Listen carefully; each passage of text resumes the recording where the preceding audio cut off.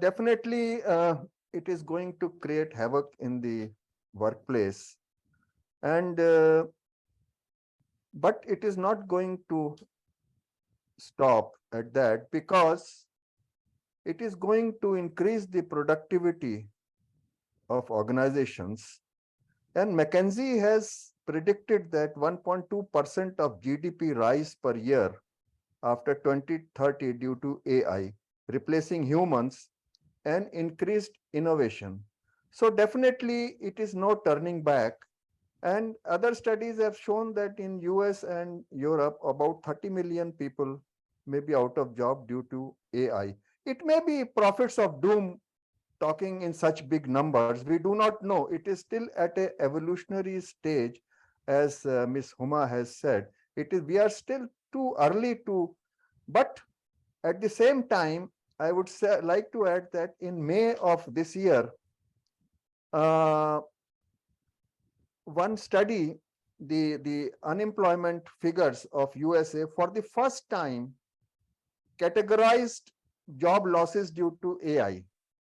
And it said that about 4,000 out of 80,000 jobs losses were due to AI. It may be more, because many of the job losses may not be explicitly related to AI, but definitely connected to AI. And this may rise. So ultimately, it will have a very, very disruptive effect on the employment, and everybody must take it that their job may go sometime in future. So they have to protect themselves by keeping an eye on the horizon, what is happening, where I can, where I am at risk, what I can I do something else? So because most of the tweets I see of people who have lost their job, they are dismayed. I only got promoted 6 months back. How have I been laid off? So this is something which you have to accept that it will happen. It may happen to anybody. So we have to now gear up for individuals as well as organizations in continuous learning, in continuously scanning the horizon. We cannot take it easy that just because we have landed a good job, now we can take it easy. Nothing doing like that. And lifelong, you have to have a continuous learning program, both at organization as well as individual levels.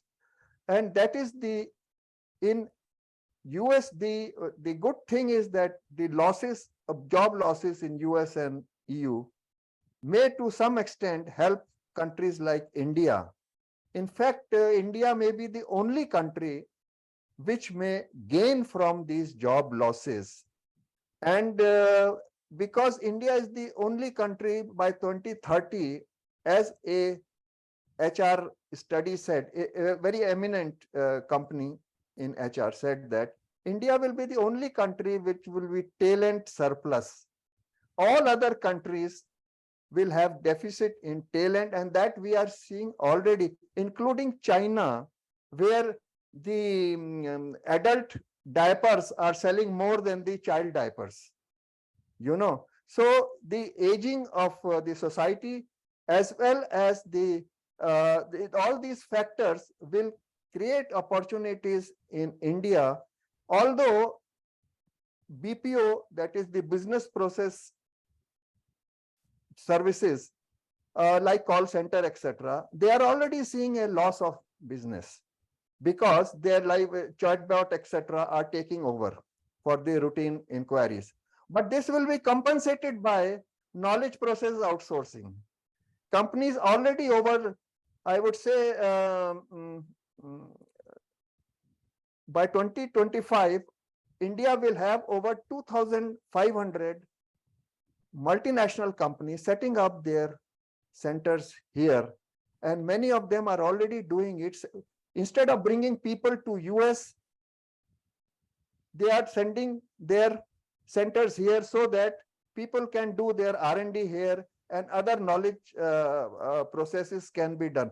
So the very recent study which came out this week said that by 2025, India will have 2 million people working only in knowledge process outsourcing.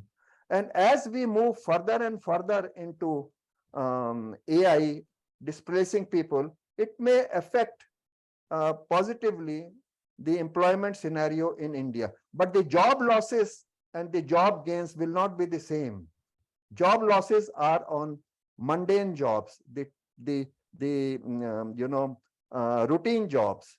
Job gains will be there where you require a lot of brain power, a lot of critical thinking. So definitely that change will be there. And those who are in the middle of such disruption, they should see how they can move into more of those kind of jobs which still can are more human oriented, and see whether their Thank you jobs so are much. routine or not. Thank you very much. Thank you. Thank you so much for that very, very elaborate answer. And it really is very interesting how the job market is going to play out. Thank you, Mr. Abdi.